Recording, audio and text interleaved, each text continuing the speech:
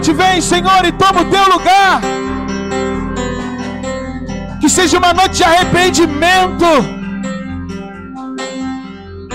Destrone tudo aquilo que não devia estar no lugar de Deus. E que Ele seja a primazia, que Ele seja o soberano, que Ele governe o nosso coração, que Ele governe a nossa mente, que Ele governe o nosso corpo.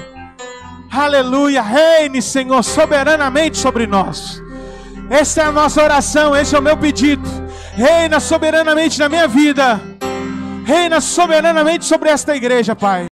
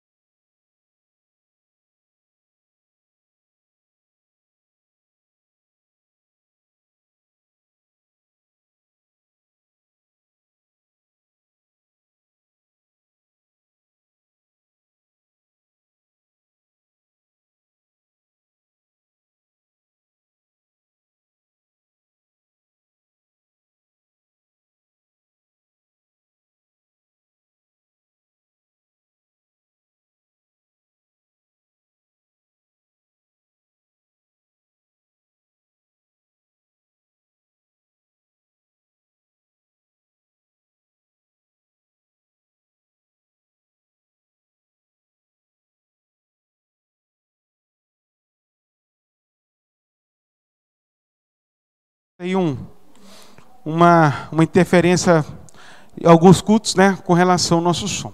Queridos, eu não quero demorar não, porque eu quero ter bastante tempo para a palavra. Primeiramente, quero me alegrar com vocês aqui nesta noite, nesse domingo chuvoso, onde nós acabamos por ficar um pouco mais ociosos, né? Nós ficamos mais quietinhos, e isso é natural, né, desses dias chuvosos. Mas, independente, né, desse clima mais frio, mais brando, que o teu coração nesta noite esteja pegando fogo da presença do Senhor Jesus, amém? Então é isto que importa nesta noite, que o teu coração queime pela presença do Senhor, que o teu coração queime pela presença do Espírito Santo aqui neste lugar. Olha para quem está do seu lado, diga isso para essa pessoa, fala, que o teu coração queime pela presença do Senhor aqui neste lugar, nesta noite, em nome de Jesus. Aleluia, glória a Deus. Eu queria pedir aos irmãos que acendessem as luzes, porque hoje o dia já está frio. Se com essa luz apagada, os irmãos vão dormir. Então eu peço aqui em nome de Jesus que liga essa luz aí, se possível. Se não for possível, liga de si mesmo, fazendo um favor. Obrigado. Aleluia.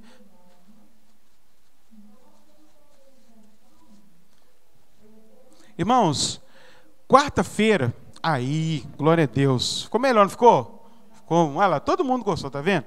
Só o pastor Daniel gosta de luz apagada. Irmãos, quarta-feira, nós vamos ter um culto muito especial aqui, né? E não é um culto apenas para mulheres, porque quando diz rosa, né, faz uma coisa de mulher, não é. Eu gosto da cor rosa, né? O homem de rosa fica bonito. Então, gosta de rosa, ô Brian? Então, acabou. Então, para com essa coisa, culto rosa, meu dia, nada a ver. Ao contrário, eu acho que no culto rosa os homens deveriam vir, deveriam trazer as suas esposas, né? Fazer de tudo para que as mulheres estejam aqui, porque mulher curada, querido, aos homens, mulher curada é benefício para você. Amém? Imagina aí para o homem, marido, uma mulher sarada, curada dentro de casa, você que vai tirar onda. Então você tem que fazer de tudo para sua esposa estar na igreja, estar na presença do Senhor. Não dificulte a vida dela, né? Porque tem homens que dificultam. Chega em casa, a janta está pronta.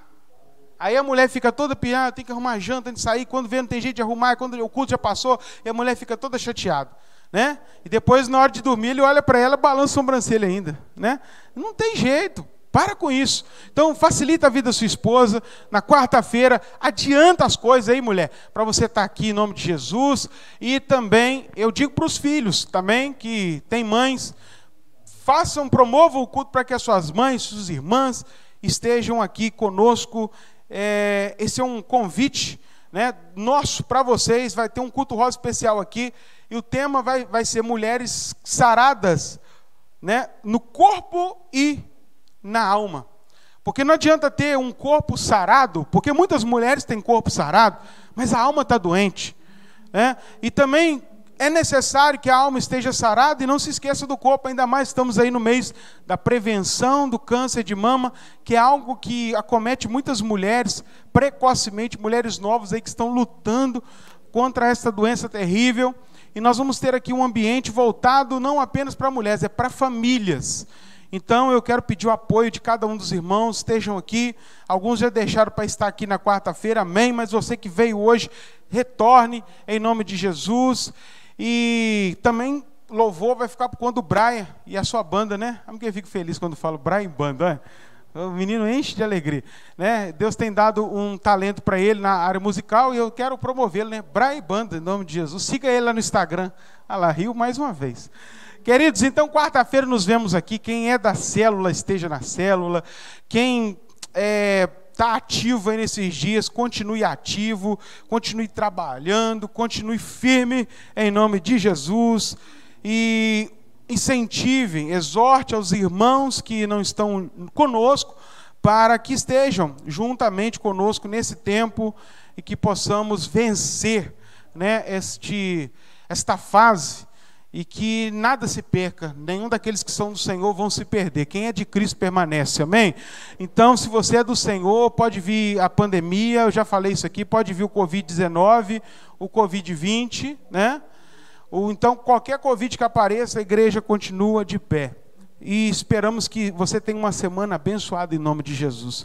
Antes de nós partirmos para a palavra, duas coisas que eu quero fazer aqui.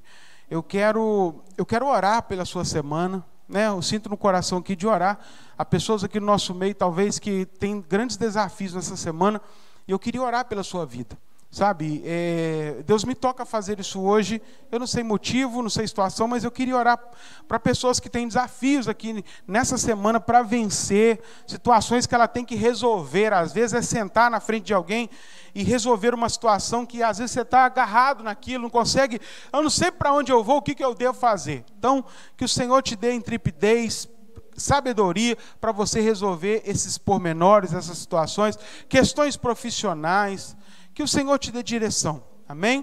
E eu quero já aproveitar, né, esse momento para que a gente possa também celebrar o Senhor com aquilo que Ele tem nos dado, dizimando, ofertando, dando ao Senhor aquilo que lhe é devido. E você que nesta noite está aqui e já tem, né, já tem estado conosco, conhece muito bem a cultura da nossa igreja, sabe para onde nós estamos indo, então não é necessário que nós te motivemos a dizimar e ofertar, né? Quando a gente entende a palavra de Deus, não é necessário de argumentos e motivações, né, persuasões para que você faça isso, não. A nossa persuasão é a palavra. Deus manda fazer, faremos. Se o Senhor nos manda ir, nós iremos. Então, quem está nos convocando a essa missão não é o pastor, é o próprio Deus. Então, nós vamos fazer isso, queremos ver a igreja avante.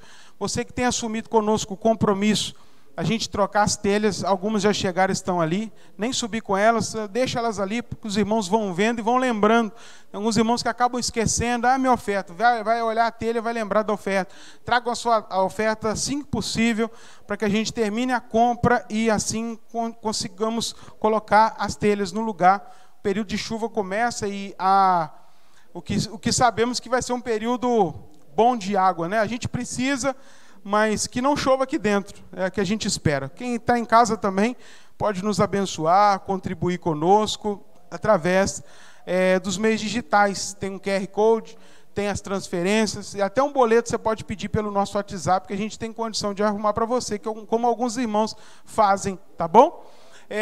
Aqueles que não conseguiram estar aqui por algum motivo, às vezes transporte, né? Pessoal de Rio Branco está conosco, irmãos aqui da nossa igreja, não conseguiram, estava chovendo demais lá, não conseguiram chegar. Deus abençoe vocês aí. Pessoal que deste lugar, desta casa, também está conectado conosco. O Senhor te alcance através de tudo aquilo que vai acontecer aqui. Não é igual estar aqui, mas na sua casa também você pode ter esse tempo com Deus. E aqueles que estão, né, participando de um culto, talvez pela primeira vez, que o Senhor também os abençoe. Amém? Fique de pé, então. Você que nesta noite quer colocar diante do Senhor uma situação que você está para viver essa semana, algumas decisões que precisam ser tomadas na sua vida, e você está retardando elas, ou talvez você diga assim: Senhor, tá tudo bem, graças a Deus está tudo bem comigo, não tem necessidade de nada, beleza, mas ore ao Senhor, concorde com essa oração, para que os nossos irmãos sejam alcançados de alguma forma. Amém? Glória a Deus. Estão vivos, gente? Porque senão a gente faz uma oração por ressurreição aqui também. Está todo mundo vivo? Então tá bom. Então vamos lá. Senhor Deus, em nome de Jesus, eu peço ao Senhor agora, neste tempo, que o Senhor venha avivar o coração desta pessoa. Este irmão, esta irmã que está aqui nesta noite, que veio para este culto, para esta celebração, e precisa de um toque do Senhor, ó Pai, em alguma área. O Senhor conhece as situações, as necessidades, as demandas desta família, deste coração, Pai. São pessoas, ó Deus, que estão precisando agora de tomar decisões esta semana. O coração está palpitando, ó Pai, porque tem que fazer algumas coisas que o medo tem tomado conta da alma desta pessoa. Ó Pai, a insegurança de fazer algo, de confrontar algo, de resolver algo que está, ó Pai, pendente. Em nome de Jesus agora, que esta pessoa receba do Senhor uma dose de ânimo, de ousadia, que ela creia nas tuas promessas. Pai, em nome de Jesus, que a sabedoria esteja ao lado desta pessoa, na mente e no coração, para que as decisões tomadas sejam decisões sábias, coerentes com a tua palavra, e que o Senhor dê vitória, Senhor, a esta pessoa, a esta família, a este pai, a esta mãe, a este filho. Em nome de Jesus, conduza a semana de cada um daqueles que confiam em Ti e entregam a Ti os seus dias. Que o Senhor, ó Pai, possa responder a nossa oração, ó Pai. É o que nós te pedimos e te agradecemos em o nome de Jesus. Assim também oramos, ó Pai, por aqueles que têm juntamente conosco assumido o compromisso de levar a Tua obra adiante, sendo, ó Pai, patrocinador, sendo, ó Pai, obediente à Tua palavra, tem dizimado, tem ofertado, e que o Senhor continue a ser o dono desta obra, a prosperar o Teu povo e a cuidar de todos os detalhes desta igreja. É o que eu te peço e te agradeço em nome de Jesus. Amém. Amém. Pelo menos um amém. Você pode dar um amém caloroso? Amém. Amém de verão, tá? Nós não estamos no inverno. Pode sair do seu lugar, pode entregar o seu dízimo, a sua oferta, aqui à frente. Trata, Senhor, com o nosso vizinho, da esquerda, da direita. Faz a Tua obra, a Tua vontade, Senhor.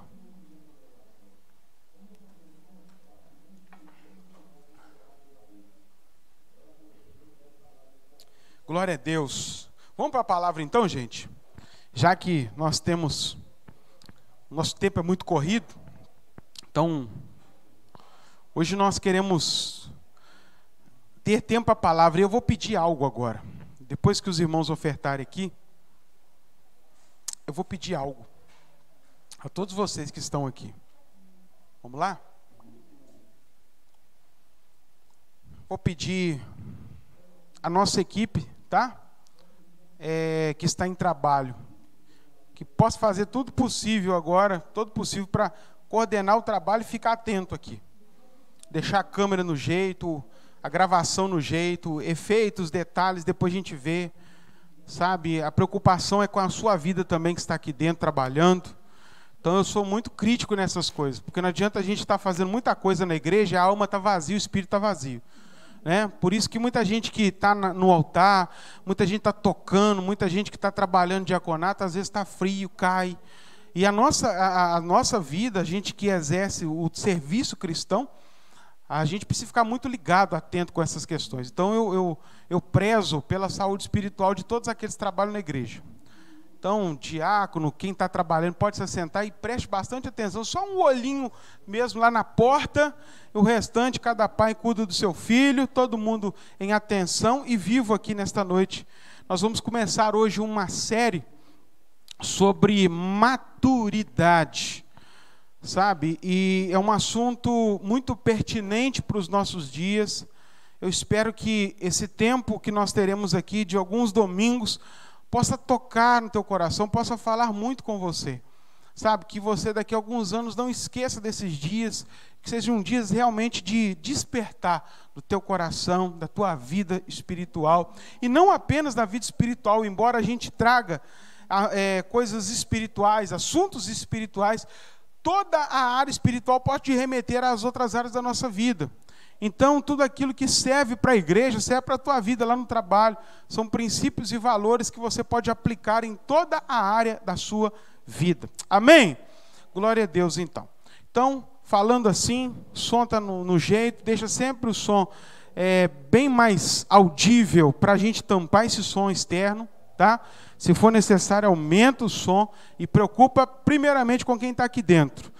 Porque o áudio aqui, para nós, é mais importante. Eu peço desculpa para quem está em casa, que talvez o som possa ficar um pouco fora, porque o mesmo som que a gente usa daqui para você, aí a gente às vezes tem que aumentar aqui e fica muito desqualificado aí para você. A qualidade não é tão boa, mas a gente precisa fazer isso, precisa fazer por necessidade aqui dentro. Vamos, então, você mesmo sentado, inclina a sua cabeça, vamos colocar também diante do Senhor esse tempo de palavra.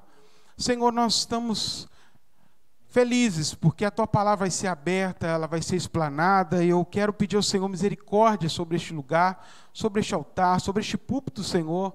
Me coloco debaixo das tuas mãos, ó Deus, em humildade, peço, Senhor, venha fazer algo novo neste lugar. As pessoas que estão aqui também com os ouvidos inclinados ao que o Senhor tem para nós, que elas sejam tocadas, que elas sejam movidas agora, deste lugar onde elas estão. Deus, em nome de Jesus, que haja sensibilidade para ouvir aquilo que o Espírito tem dito e vai dizer à igreja nesta noite, Senhor. Quebra todo ego, todo coração petrificado, quebra, Senhor, toda a resistência à tua palavra por meio do Espírito Santo de Deus, e que haja convencimento aqui por parte do teu Espírito a pessoas que precisam ser, ó Pai, trabalhadas, a pessoas que querem, ó Pai, um novo do Senhor, que o Senhor, ó Pai, habite, reine poderosamente sobre nós. É o que eu te peço e te agradeço em nome de Jesus. Amém. Glória a Deus. Aleluia. Irmãos, vamos então. Quero que você abra a sua Bíblia no livro de Hebreus. Livro de Hebreus.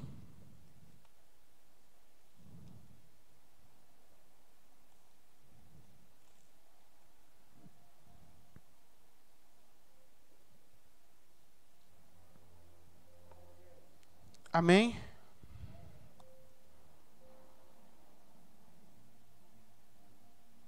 Capítulo de número 5.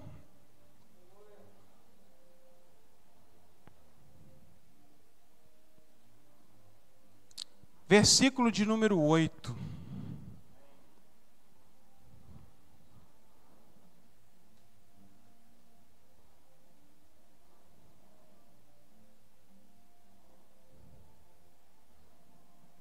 Hebreus 5, a partir do versículo de número 8. Acharam aí? Bem? Vamos ler então. Embora sendo filho, aprendeu a obediência por meio das coisas que sofreu. Depois de aperfeiçoado, tornou-se a fonte da salvação eterna para todos os que lhe obedecem. Proclamado, melhor dizendo, sumo sacerdote por Deus, segundo a ordem de Melquisedeque.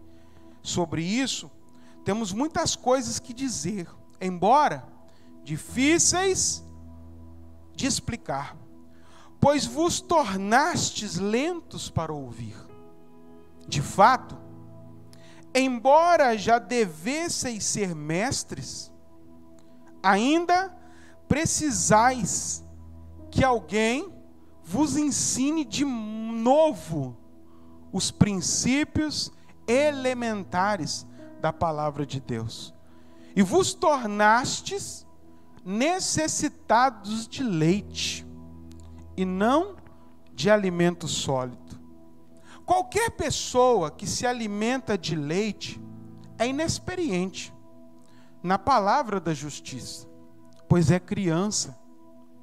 Mas o alimento sólido é para os adultos, que pela prática têm suas faculdades morais exercitadas, para distinguir entre o bem e o mal. Palavra do Senhor, amém? Glória a Deus. Queridos, começando esta série sobre maturidade, e de fato, todas as vezes que Deus fala conosco, primeiramente, há uma necessidade em nós, né? Eu sempre falo isso para deixar bem claro. Há um irmão aqui na igreja, está aqui entre nós, um dia ele, trocando alguns áudios no WhatsApp, ele fala assim que ele gosta muito, né, de estar no nosso meio, porque uma das coisas que chama atenção, porque sempre eu uso nós, porque o que você precisa melhorar, eu também preciso. Eu não estou aqui numa posição elevada a vocês. A palavra que corta para frente, ela corta para trás. A espada é de dois gumes, amém? Então eu não estou aqui me exaltando me sobrepondo à igreja, ao contrário, eu estou aqui dizendo que esta palavra também é necessária para mim, para nós que servimos a Deus aqui em lugares às vezes de evidência, em liderança, e que isto comece em nós. Então, que vocês entendam isso. Tudo aquilo que vai ser falado às vezes pode ser que traga um pouco de incômodo para as nossas vidas, mas é muito importante, porque o desejo do Senhor para você, a missão que Deus nos deu, lá no início de tudo, quando Ele olha para Adão e Eva, Ele vai dar uma ordem. Alguém sabe? Uma das primeiras ordens, além de cultivar o jardim e morar naquele jardim, Ele dá uma ordem para o homem e para a mulher. E Deus fala bem explicitamente: cresçam. Cresçam e multipliquem-se. Diga para quem está do seu lado: cresça e se multiplique. Amém? Glória a Deus. É uma ordem divina. Crescimento não é uma determinação, uma doutrina da igreja, é uma ordem divina. Deus determinou que o homem crescesse. Deus determinou que o homem passasse por etapas e fases na sua vida. Deus determinou isso, e quando Deus determina, não há o que a gente ficar, contrapondo, dizendo, vamos ou não vamos. É decreto, a palavra de Deus é um decreto para a igreja dele. Então, é a ordem do Senhor, cresçam, e por causa dessa ordem nós estamos aqui.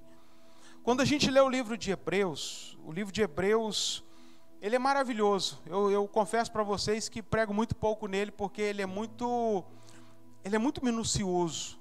E a gente precisa, às vezes, de um bom tempo para ler, para a gente interpretar esse texto. Hebreus não foi escrito, ele foi um escrito, melhor dizendo, de grego rebuscado. Os teólogos, eles acreditam a Hebreus o livro mais bem construído de todo o Novo Testamento. É um livro com um linguajar muito culto. As falas dos apóstolos, gente talvez estudou pouco, não era tão robuscada como Pedro, o Pedrão, aquele homem pescador, com certeza cheio de linguagem popular, estilão todo popular, falava um tipo de coração. Paulo vem depois, e Pedro vai até falar de Paulo. É difícil entender as palavras de Paulo, porque Paulo ele era muito filósofo. Ele dizia coisas profundas, e às vezes você precisava ler, entender aquilo, tinha um tempo. Mas aí veio o escritor de Hebreus, que provavelmente não é Paulo. A gente não sabe quem escreveu Hebreus, mas Orígenes, Tertuliano, Martim Lutero, eles acreditam a autoria de Hebreus para uma mulher. Ela chamava Priscila. Provavelmente eu vou com eles, porque Orígenes e Tertuliano eram bem próximos lá na era patrística, próximo à igreja original. Então, eles conheciam muita coisa que nós hoje não conhecemos. Alguns viram os apóstolos vivos ainda. E Orígenes e Tertuliano falavam, essa carta foi escrita por Priscila, aquela mulher de Áquila, que vivia muito perto de Paulo. E Martim Lutero, depois, o reformador, ele acredita também a Priscila. Eu fico com eles, porque coisa bem feita, a maioria é de mulher mesmo, né? Mulher sabe escrever bonito, o homem é meio largado, né? Manda o homem escrever uma carta para você ver. Agora manda a mulher escrever. É diferente, então eu creio que eles têm razão no que falam aqui. Essa carta, ela foi direcionada a uma igreja em crise. E quando eu falo igreja, eu não estou falando de um templo especificamente. Eu estou falando de uma igreja, um conjunto de pessoas que servem a Cristo. E essa carta foi direcionada a este povo que a gente não sabe ao certo se estavam em Roma ou se viviam em outro lugar, talvez em algum lugar da Europa. Não, a gente não consegue distinguir, mas era um povo que tinha linhagem judaica, os hebreus. Um povo de linhagem judaica que estavam reunidos como igreja, mas que estavam vivendo uma crise. Embora aqueles crentes de origem judaica eles tivessem um certo tempo de conversão, porque o livro nos dá esse direcionamento, né? A gente vê que eles não eram crentes novos, novinhos, né? Como alguns que estão começando agora, estão ainda naquele afã, florescendo. É muito bonito ver um novo convertido, alguém que está começando, mas eles não eram mais assim. Já havia passado um tempo desde a conversão, quando eles conheceram a Cristo através de uma pregação, estavam vivendo a vida cristã. E eles estavam atravessando um período de questionamento. Existem pessoas que dizem que existe a crise da meia-idade, né? A crise dos 30, dos 40, né? Tem gente que chega aos 40 e começa, oh meu Deus, entra, aí não cabuenta mais, né? 40, 50, 60, 70, 80. Então aquilo traz um pânico, meu Deus, minha vida está passando. Aí começa a questionar muita coisa na mente. Existem muitas pessoas que passam por essa crise. Existe também a crise da fé. Muitas pessoas passam na crise da fé. E elas começam a questionar muitas coisas. E essa crise da fé não era para ser natural no nosso meio. Ela existe por um motivo.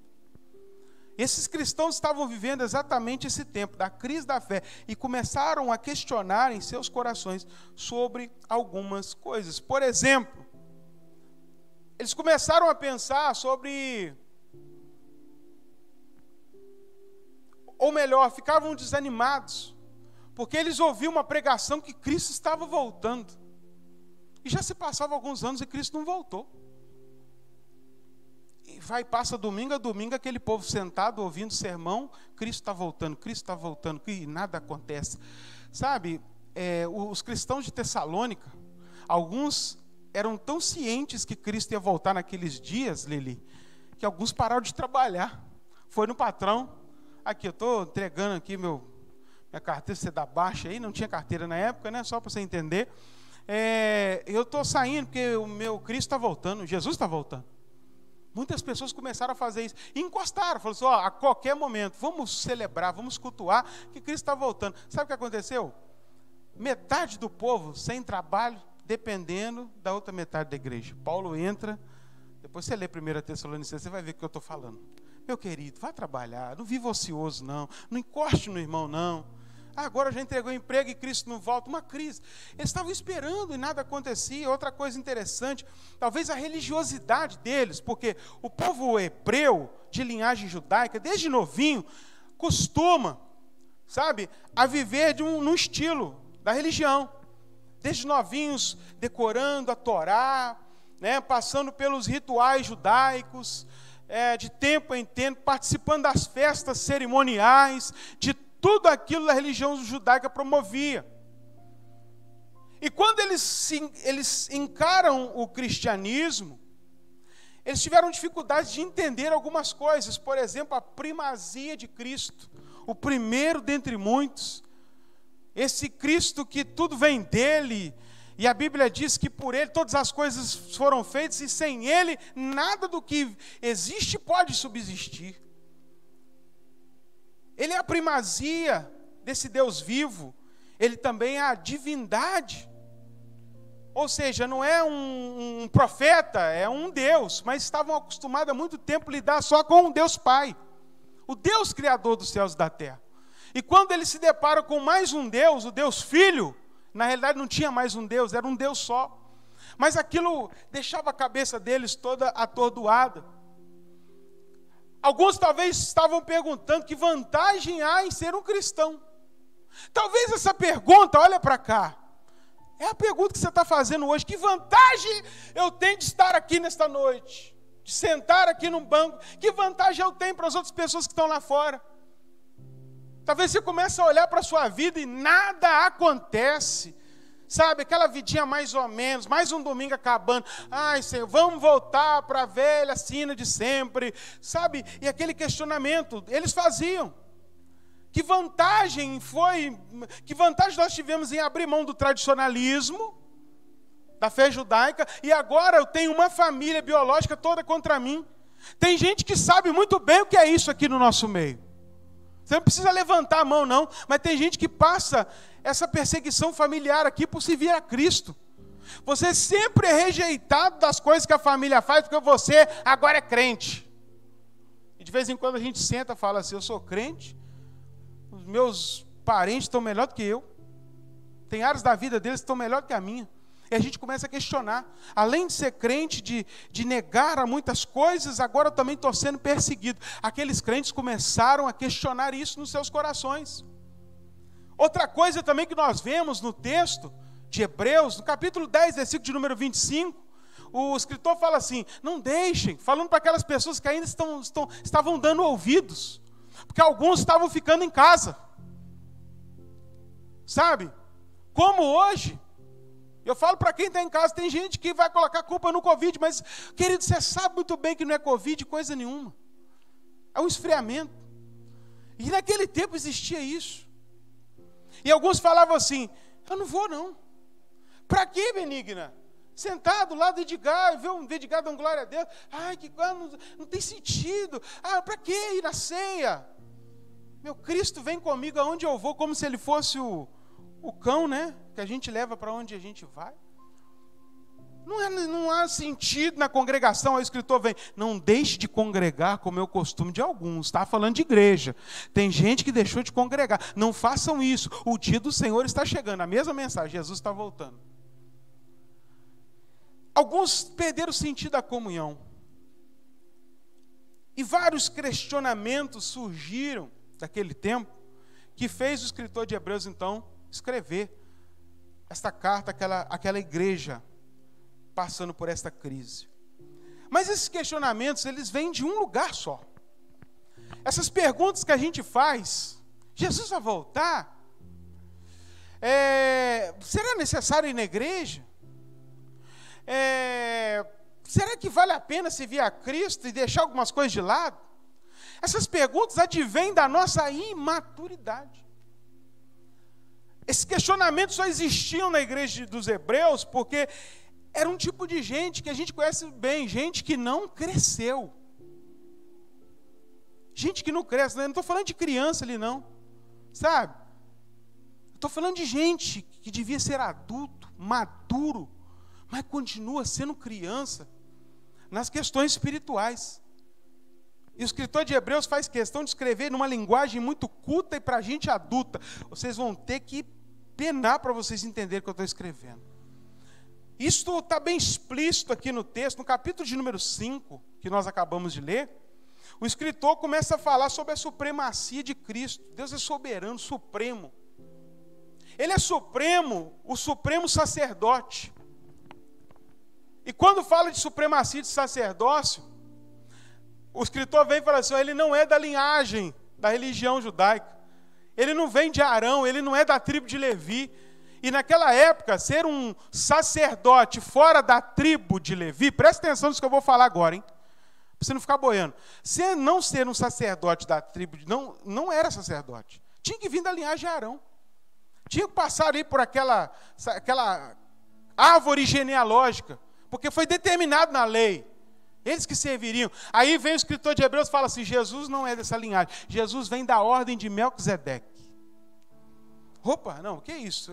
Aí eles lembraram lá do texto do início, quando Abraão dá o dízimo para um sacerdote que não tinha nada a ver com os levitas. Ele nem era daquele lugar, ele era de Salém. E ele era alguém de Deus naquela época, e Deus o consagrou para ser um sacerdote antes da linhagem de Levi. E Abraão entendeu isso. Houve uma inspiração do Espírito Santo para a vida de Abraão e ele vai e dizima. Ele dá o dízimo para um sacerdote que não era levítico. Jesus não vem da ordem de Arão. E aquilo chocou demais eles. Então, quer dizer que tem alguma coisa errada. Ou Moisés está errado, ou Cristo está errado. Porque não é possível que o sacerdote venha fora de Arão. Sabe, o cristianismo ele serve para quebrar paradigmas.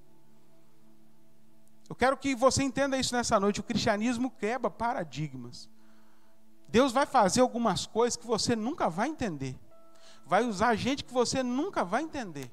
Simplesmente crê que Deus está fazendo a vontade e o querer dele, está fazendo a melhor coisa, para que eu e você sejamos contemplados.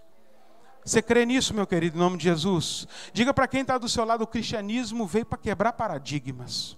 Não é do seu jeito, não é do seu jeito, não é da sua forma, não é do jeito que você pensa. Deus não vai fazer exatamente o que você imagina. A gente vem para um culto, por exemplo, a gente fala assim, Deus vai fazer assim, assim, assim. A gente chega aqui, nada daquilo que a gente esperava acontece. Você precisa ser frustrado. A frustração faz parte do processo do crescimento. A frustração é necessária para que eu e você cresça. Eu fico imaginando como foi frustrante ouvir aquilo e da mesma forma eles ficaram assustados. Então ele vem falando sobre essa questão, né, de um Cristo supremo que não tinha ligação com os levitas, mas vinha de uma ordem totalmente diferente. Aí o texto, volte ao texto aí, sabe, para você entender que eu estou lendo a palavra, no versículo 10, versículo 11, ele vai dizer assim, ó, sobre isso nós temos muitas coisas a dizer, muitas coisas. Tá bom? O escritor, nós temos, eu poderia ficar aqui, eu falar muito sobre isso. Porque tem assunto, rende, é complexo, é um assunto denso, é um assunto que carece de muitos cultos, de muitas escolas bíblicas, é um assunto que carece, as pessoas ficarem atentas, sentadas com o pergaminho na mão, atentos àquilo que vai ser falado, mas ele vai dizer assim, ó, embora difícil de explicar, pois vos tornastes lentos para ouvir. Tornou-se mais difícil ainda, porque vocês não querem saber da palavra. Tornou mais difícil falar de coisas profundas, porque, felizmente, vocês são a turma de gente, criança, que na hora do culto está prestando atenção em outras coisas. Está brincando com o neném, sabe? Está pensando em que vai comer depois do culto. Está difícil falar de coisas profundas, porque vocês não estão nem aí, porque a palavra diz. Na verdade, se eu perguntar aqui qual o texto que nós lemos, tem gente que nem sabe, está voando. Esse povo estava aqui já, ó. Já existia. A gente só está fazendo parte da linhagem deles. O texto vai dizer que eles eram preguiçosos e lentos. E a primeira característica de um imaturo, presta atenção, e quem está pegando nota, anota, o infantil é alguém preguiçoso, sabia? O infantil é alguém preguiçoso. Guarda isso com você. Queria que você falasse para si mesmo. Você guarda no seu coração. Diga, o infantil. Mais forte, o infantil é alguém preguiçoso. Tá? Se viu a carapuça? Veste ela e dá glória a Deus. Amém. É assim mesmo. Está preguiçoso? Criança, bebê, infantil. Para de dar desculpa esfarrapada, que não pega, não cola mais não. Essa desculpa não resolve nada para mim. Não sei se está resolvendo para você. Sabe? Sempre a gente tem uma desculpa, porque não está crescendo. Preguiça. Preguiça de prestar atenção no culto. Preguiça de se atentar e falar assim, eu não aceito ficar dessa maneira, eu tenho que sair desse lugar. Tem gente que aproveita e fala assim, não, porque eu não tive muito estudo. Não, meu irmão, Pedro teve estudo nenhum não. Virou apóstolo. Para de ficar sentando na sua situação social e ficar culpando que não deu tempo, que você teve que trabalhar quando era criança. Todo mundo tem uma história assim. Vai agora procurar estudo, vai estudar. Eu não consegui não, mas Deus está me dando oportunidade agora. Sabe? Se você tiver que faltar um culto de quarta-feira, porque você está estudando, eu vou dar glória a Deus. A gente entristece quando alguém não vem na quarta-feira que está vendo novela. Sabe? Cresça. Difícil, português é complicado. Esse negócio de filosofia, história, é difícil mesmo, irmão, tem que estudar. Estou cheio de livro para ler, para acabar me formar no ano que vem. Você acha que é fácil? Então é que dá vontade de chutar o bobo. Para que isso? Ai, meu Deus. Daí eu lembro, falei, não posso, eu não posso. Eu guardei essa frase comigo. Ou faz um apóstolo do século 21. É brincadeira, tá, irmão? Leandro Carnal, um ateu, vou dar uma palavra de um ateu aqui para vocês. Falou assim que não existe mais aquele que estudou. Só existe alguém no século 21, aquele que está estudando. Para você ver. Para. Até em segundo grau. Põe isso no currículo. Daqui a uns anos, o que vai servir? Nada. Século 21 para frente não admite gente que parou no meio do caminho e sentou na sua ignorância e falou assim: é a vida, é o governo, é fulano, é ciclano, culpando, achando um culpado. Dá o seu jeito, dá os seus pulos, cresça. Não para. Na profissão, sabe? Às vezes não vai demandar mais estudo, dá para ir fazer alguma coisa na escola, mas você vai procurar as novidades, atualizações do seu mercado e vai correr atrás, porque se você ficar parado, o mundo vai atropelar você. Eu estou falando para você entender que agora a gente cria uma conexão. Isso serve para a igreja também. Tem gente que fala assim, a igreja não é a mesma, mas né, pastor? Pessoal, que história chata, irmãos. Nossa, quando eu vejo um irmão falando assim, vontade de ter uma máquina do tempo e mandei lá para os 1930. Fica então, criatura. Louva a Deus, mas não usa celular também não, porque aqui não tinha celular, não tinha nada. Só que a pastinha preta vocês cantavam na frente. Vai vir no ensaio segunda-feira, tá? Vai cumprir o protocolo da igreja de 1900 e Guaraná com rolha. Sabe? A pessoa para e quer culpar o período que estamos vivendo. Para de arrumar desculpa para a sua letargia, para a sua morosidade. Encara a realidade e fala assim, sou eu. Há uma necessidade. O mundo está me atropelando, até a igreja está me atropelando. Mas tem gente que acostuma com a infantilidade.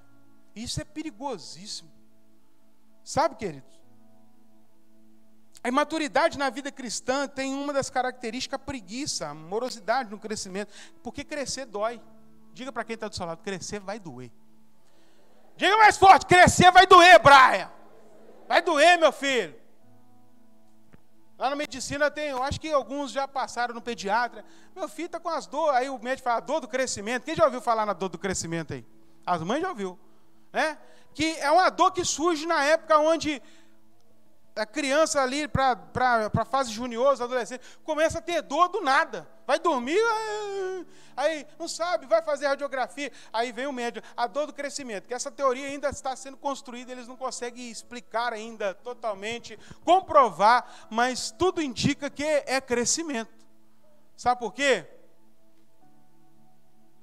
Os ossos, isso é uma teoria, sou médico aqui não, queria que o Ismael estivesse aqui hoje para ajudar. Os ossos, eles começam a empurrar a carne. Estou crescendo, sai da frente. E os ossos começam a empurrar, aquilo começa a causar uma dor. Ele começa a romper o caminho de frente, à frente dele. Músculos, tendões, sai da frente que eu estou crescendo. E todo crescimento vai doer. Eu quero dizer para você aí, ó, que está, sabe, retardando o crescimento na sua vida. O crescimento dói, mas se você quiser crescer, aguenta a dor. Aguenta, porque é uma fase, é um período só. Depois que crescer, vai parar de doer. Mas o problema nosso, querido, eu falo nosso, porque é nosso. A gente sempre, a gente está correndo das nossas dores. Sabe? A gente é igual a criança. Quem gosta de tomar vacina aqui com injeção no bumbum? Diga amém. Olha lá. A quem? Ah, tá. Aham. Né? Você vê que a infantilidade acompanha a gente, muitas das vezes, até na vida, que tem homem ainda que chora na hora de tomar injeção. E se falar que tem que tomar injeção, não vai no hospital, que tem trauma da sua infância. Não, injeção não. Gente, a gente está correndo da nossa cura. Porque eu vou ter que enfrentar uma dor para eu ser curado. A injeção é isso. Eu levo uma picada para quê? Para que eu me torne imune àquilo que está externo. A vida também, querido. Sabe? A gente precisa enfrentar aquilo que a gente está correndo, a situação. A gente sempre está buscando o meio de correr daquilo que é inevitável. Uma hora você vai ter que estar de frente com ela, por bem ou por mal. E falando sobre dor do crescimento, trazendo para o reino espiritual, é como se os ossos, a estrutura óssea fosse a estrutura espiritual. E ela começa a empurrar a carne e fala: sai da frente que eu estou crescendo. Esse tipo de crescimento que o Senhor espera de nós. Que a nossa estrutura espiritual comece a crescer. E aquilo vai começar a causar dor, mas dor na nossa carne, mas deixa a carne doer. Porque ela vai ser empurrada pela estrutura espiritual. E quando a estrutura espiritual tomar espaço, não tem lugar para a carne. Quem está entendendo o que eu estou dizendo, diga glória a Deus. Meu querido, em nome de Jesus, que a tua estrutura espiritual passe a crescer. Sabe, querido, eu espero da parte de Deus uma unção de crescimento sobre a tua vida. Que essa palavra seja uma vitamina. Como as mães ficam dando vitamina para os filhos crescer, muita gente já tomou biotônico, fontor com ovo de pato que não resolve nada. Só é ruim, sabe? Até fez bem, né? Porque já é o que tinha, né? Mas uma alimentação boa já resolvia, mas a mãe tuchava. Quer que você cresça, você fique gigante, meu filho. Sabe, hoje eu estou dizendo para você como um pai espiritual, eu desejo para vocês crescimento espiritual da parte do Senhor. Sabe, eu quero ouvir pessoas que estão sentindo dores, mas dores de crescimento. Pastor, estou enfrentando o meu pior inimigo, mas eu estou crescendo para a glória do Senhor. Aquilo que me parava, aquilo que me estagnava, não estagna mais, porque o Espírito, a estrutura espiritual está vencendo a carne. Esse deve ser o caminho que todo cristão tem que passar, deve passar. Versículo de número 12. Vai nos dizer assim: de fato, embora já devesseis ser mestres. Olha a contraposição, que a gente pega muitas vezes o texto e fala assim: não querais de vós muito de vós ser mestres, porque receberão um jugo, né? Aí a gente esconde atrás desse texto e fala assim: não é bom ser mestre, não. Aqui o texto está dizendo o contrário. Olha aqui: embora muitos de vocês eram para estar dando aula de crente, estava acontecendo? Ainda precisais de alguém que vos ensine de novo os princípios elementares da palavra de Deus. E vamos só ficar nesse ponto aqui. Outro ponto para você gravar: todo infantil precisa de um choque de realidade. Eu estou falando aqui para pessoas infantis. Receba esse choque de realidade na sua vida, sabe? Hoje eu quero que você saia daqui com choque de realidade. As meninas que gostam de usar isso, dá um tapa de realidade nela, só. Fala a verdade. Também precisa enxergar, né? Não tem uns negócios assim no meio das meninas? Sabe, que este culto seja um choque de realidade na sua vida. Que você veja um espelho na sua frente, uma criança, e essa criança é você. Toma esse tapa na sua cara agora, em nome de Jesus. Deixa o Espírito Santo esbofetear você agora. Todo infantil precisa de um choque de realidade. De alguém que vire para ele e fale: você é moleque, você é um menino. Já viu? E o homem detesta isso, hein? Já viu? Nossa, Deus, fala que você é moleque que você vê. Hein, Aldo? Sou moleque. É uma maneira de deixar o outro doido. Sabe? Mas eu queria que você sentisse isso hoje, como o Espírito Santo estivesse falando com você. Moleque. Isso é um bebê velho. Tem graça, não? Já viu um homem grande de fralda é feio? Já viu aqueles atores imitando crianças, colam em fralda? Aquilo é horroroso, é ridículo. A sua posição se tornou ridículo na igreja de Cristo.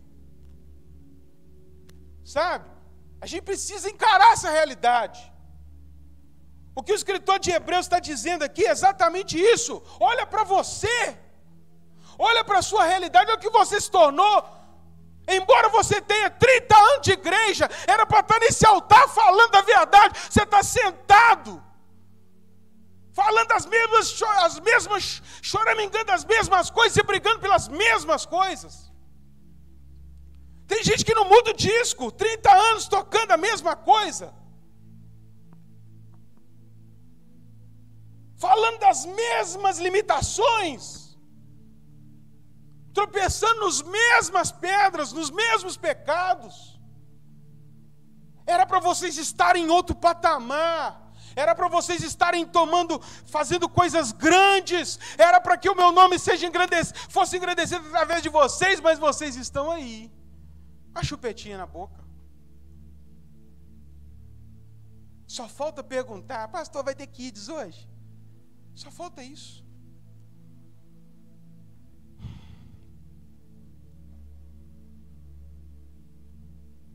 Seja sincero para você hoje. Olha para a tua vida, eu olho para mim, cada um olha para si. Seja sincero. Olha para você, depois de 200 anos de crente, houve avanço na sua vida espiritual de fato? Porque eu posso convir aqui no meu coração que tem gente que estava muito melhor no primeiro ano do que o que está hoje, 30 anos. Tem gente que tem 30 anos de convertido, né? Até fala com a voz meio braga, como se isso fosse alguma vantagem. Deixa eu te dizer, tem gente que tem muito menos tempo que você e está voando, veio do Oriente, sentou à mesa, está comendo do manjar do rei, e você está aí lambendo pés. Que hora que vai servir o leite? Que hora? Sabe? A gente ri, mas é confrontante. Sabe, queridos, isso mexe lá no fundo da nossa alma. Olhar e parar e fazer uma análise, porque a gente costuma fazer análise de outras áreas da nossa vida, mas seja sincero, o que você faz? O que você faz no reino de Deus? Quantas almas você ganhou para Jesus? Quantas pessoas foram discipuladas? Quantas pessoas foram batizadas por você? Quantas pessoas foram curadas? Quantos demônios você expulsou na vida? Quantos cursos você foi e buscou aprimoramento teológico? Quantas classes de escola bíblica você já fez e quantos cursos mudaram a sua história? Faz uma análise aí. Porque entra ano, sai ano, a gente ouve palavra, sai palavra, a gente sai do culto, o que a gente faz? Nem sei onde está o celular, está por aí. A gente pega, levanta. É assim? Eu não sei tirar selfie, né? Mas culto abençoado. Só isso. Como se vou mostrar para todo mundo que estou indo no caminho. Mas depois daquela selfie, a vida de infante continua a mesma coisa. Você engana a si e tenta enganar os outros, mas aquele que está lá em cima sabe muito bem quem você é, quantos anos você tem, aonde você deveria estar, e não é por causa de alguém, é por causa de si mesmo. Vou falar algo aqui que eu queria que você gravasse, isso é uma frase. Igrejas sofrem quando tem apenas bebês em seu hall de membros. Pois ao invés de estarem treinando soldados para a guerra, diga, a função do pastor e da liderança, eles gastam todo o tempo trocando fralda. Igreja que tem criança sofre. Era para a gente estar treinando soldado. Vai, ide, faz a obra do Senhor, seja ungido. Vai, tome a sua posição. Vai, seja valente. Vai para a sua missão, vai, guerra e tal. Sabe, aquele quartel-general que enviando soldados para a batalha, porque a nossa vida, a realidade do cristianismo é essa, é uma guerra.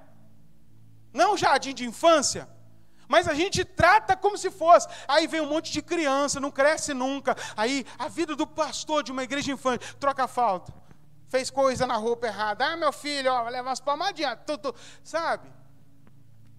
Isso cansa qualquer líder. Isso cansa qualquer sistema de igreja. Isso cansa qualquer estrutura de liderança. Tem pastores, queridos, eu vou dizer aqui da minha classe, tem pastores que não são ruins, não. Estão simplesmente cansados de trocar fralda. Imagina, Marciana, se a sua filha nunca crescesse, sabe? E ela ficasse a vida inteira tendo que você trocar uma fralda dela. A gente conhece mães que passam por situações com filhos dessa maneira. É difícil. Embora a gente ame, mas dói. Toda vez que a gente troca a fralda, a gente sabe, podia estar trocando sozinha. Podia estar fazendo as coisas dela, mas está presa.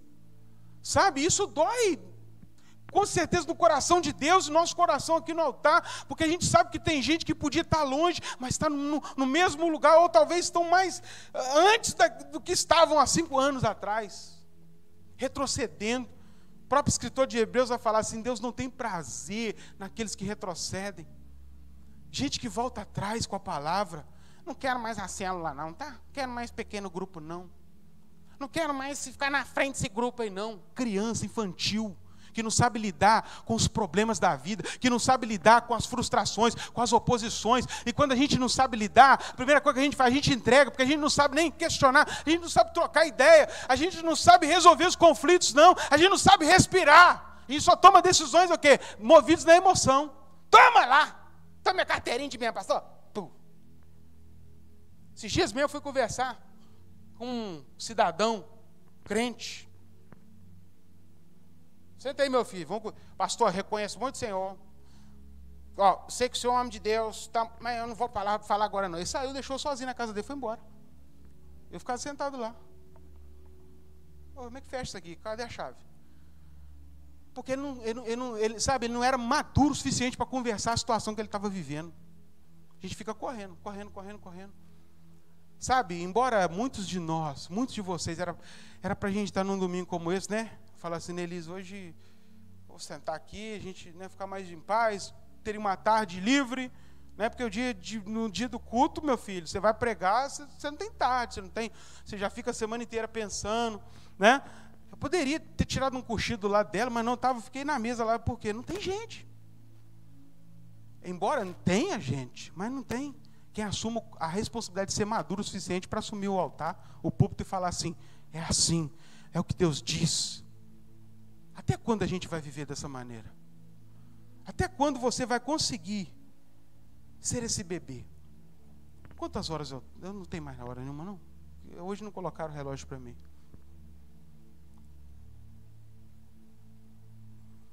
Juan Carlos Ortiz, um pastor argentino, eu tenho lido o livro dele chamado Ser e Fazer Discípulos. E ele tem algumas posições chocantes. Alguns não concordam não, mas eu concordo muito que ele fala que se a igreja de Corinto era infantil, porque ficavam brigando, Almir, sobre, eu gosto de Paulo, eu gosto de Apolo. Não, melhor mesmo é o pastor Daniel. Que jeito dele. Aquelas piadas sem graça. Não, o pastor Bruno é mais sério, né? Não, na realidade eu gosto da irmã Nelise, que ela, gente, como é que vocês estão? Sabe, aquela coisa. Fica disputando. Eles ficavam com aquilo. Aí uns falavam assim, gostavam de ser mais crente que os outros, né? O meu negócio é Cristo. Não era nada, né? Não era nada. Era só para tirar onda com os que falaram o nome de homens. Aí Paulo falou, será que foi eu que morri pelo pecado de vocês? Será que eu sou alguma coisa? Que Paulo é alguma coisa? Ele começa a descer a lenha na igreja de Corinto com essa divisão boba de quem é melhor lá dentro da igreja, quem canta mais, quem toca mais, aquelas coisas todas. Se eles foram tratados como infantes por causa disso pelo apóstolo Paulo, o apóstolo Paulo ia falar que a gente nem nasceu de novo ainda. A igreja atual não tinha nascido, não, porque se eles são crianças, a gente é pior que eles. A gente olha para a igreja de Corinto e fala assim, nossa Deus, que atrocidade, olha para a gente. A gente não consegue conviver com alguém, com a diferença do outro. A gente não consegue resolver problemas menores, muito menores do que aquela igreja tinha. A gente não era nem para ser considerado alguém que nasceu de fato, de verdade. Pessoas amarradas a laços de pecado, prisões emocionais, e que não progridem, fica a vida inteira igual a gente vê o texto, que maravilha, que milagre maravilhoso, né? Deus é maravilhoso. O homem, 38 anos no tanque ali do lado, o dele não saía do lugar, aí Deus foi lá e curou ele, que maravilha! Deus é maravilhoso. Olha, você podia pedir um milagre desse para você também, que você tem mais de 38 anos no mesmo lugar, não sai. Fala, Senhor, me cura também, muda minha vida, estou paralisado. Preciso desse milagre. Às vezes esse homem do tanque de Betesda hoje é você. Peça este milagre ao Senhor, levanta-me, Senhor, muda a minha história, me faz caminhar, me faz progredir na vida, me faz pegar a minha maca e andar por esse caminho de maturidade. Para não cansar vocês, porque nós não somos tão maduros para ficar ouvindo palavra de 2 horas, o último imaturo caiu da janela lá embaixo, morreu. A sorte dele é que Deus foi benigno e usou Paulo para levantar ele, o tal do Eutico, né? Então, para você não correr o mesmo risco, nós vamos parar por aqui. A gente se encontra domingo que vem, se o Senhor não voltar. Amém? Eu só queria falar uma coisa para você. Sabe? Era para eu e você, hoje, estarmos liderando pequenos grupos. Era para muita gente aqui estar liderando congregação. Em alguns bairros da cidade. Era para muita gente aqui estar, sabe, liderando missões na cidade. Liderando ministérios pelo mundo afora, expulsando demônio. Era para muita gente estar nesse patamar. Era. Lecionando na classe de novo convertido. Pegar um novo convertido e falar, senta aí que eu vou ensinar para você. Hoje não, o novo convertido fala assim, senta aí que eu vou ensinar para você. A nossa equipe de trabalho é mais nova do que as pessoas que estão sendo servidas. Sabe, uma inversão de valores. Sabe? É uma igreja invertida. E não esse é o plano de Deus. Quantos pastores auxiliares, ministros de louvor, não estou falando cantor não. Ministro de louvor é diferente. Aquele que direciona tudo para o Senhor. Quantos nós poderíamos ter numa igreja como a nossa? E às vezes a gente bate nas mesmas questões, sempre a imaturidade, de não saber lidar com as coisas que estão nas nossas mãos. Que o Senhor mude a nossa realidade. Fica de pé no seu lugar agora. Eu digo no Espírito Santo para a tua vida. Dorme com essa. Você em casa também. Tem gente que eu tenho certeza já só até da live. Não aguenta não, menino não aguenta não, senhor. Vai ver Faustão que é melhor. Sabe? Não volta domingo que vem não. Fica em casa fazendo alguma coisa. Vai para o seu churrasco. Tem que ser homem, tem que ser, sabe, tem que estar disposto às dores do crescimento para ouvir coisas. Senhor meu Deus, muito obrigado por este dia. Muito obrigado por esse tempo que o Senhor abre sobre nós. Peço ao Senhor que tenha misericórdia do teu povo. Há pessoas aqui nesta noite, ó Deus, que foram confrontadas com esta palavra. Elas se encontram como o paralítico do tanque de Betesda, décadas e décadas sem sair do lugar. Pessoas estagnadas em todas as áreas da vida, Pai. Pessoas estagnadas na área emocional, doentes nas mesmas coisas há anos. Pessoas paralisadas na vida profissional, não progridem. Pessoas paralisadas na vida familiar, não conseguem resolver os mínimos detalhes. Pessoas, ó Deus, paralisadas na vida espiritual, que não deram um passo de fé ante ao seu nariz. Não conseguiram progredir em nada, elas são a mesma coisa de sempre. Elas não produzem, são estéreis. Pessoas que não obedeceram ao teu comando de crescer, de ir, ó Pai. Elas precisam que pessoas vão até elas e as sirvam, porque elas ainda não estão aptas, porque são crianças. Pai, muda a nossa realidade. Tenha misericórdia da tua igreja. Tenha misericórdia daquele povo, ó Pai, que com humildade ouve esta palavra, retém e pede misericórdia do Senhor. Que o Senhor, da mesma maneira que foi compassivo com aquele paralítico de Betesda, seja compassivo com este povo. Faz algo novo no meio da tua igreja. Libera pessoas para que elas possam avançar e crescer. Tira em nome de Jesus tudo aquilo, ó Pai, que é empecilho para o crescimento espiritual desta vida. Que ela possa entender pela tua palavra e por meio do Espírito Santo que o Senhor tem coisas grandes para ela. Que ela vai voar, ó Pai, como águia. Aqueles que esperam no Senhor vão trilhar voos altos. E não para a sua vanglória, mas para o engrandecimento do teu nome. Em nome de Jesus, ó Pai. Que possamos crescer, e antes de crescer em número, que possamos crescer em graça e conhecimento. Que a tua igreja cresça na graça. Que a tua igreja submerja na graça, se aprofunde na graça e cresça no conhecimento da tua palavra, para que ela entenda o que a tua palavra diz sobre ela. Em o nome de Jesus eu oro e te agradeço. Amém. Que o amor de Deus Pai, a graça de Cristo e a comunhão do Espírito seja na tua vida, hoje e sempre. Amém. Deus abençoe o seu domingo. Aplauda ao Senhor bem forte. Vá em paz, que o Senhor te acompanhe.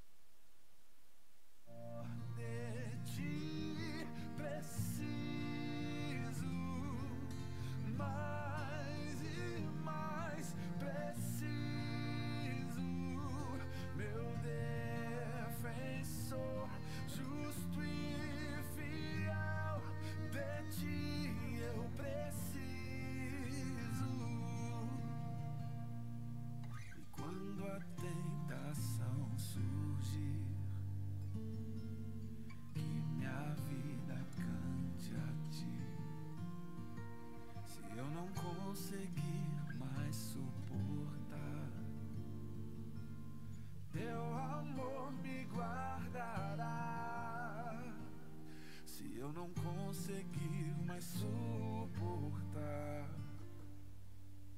Teu amor me guarda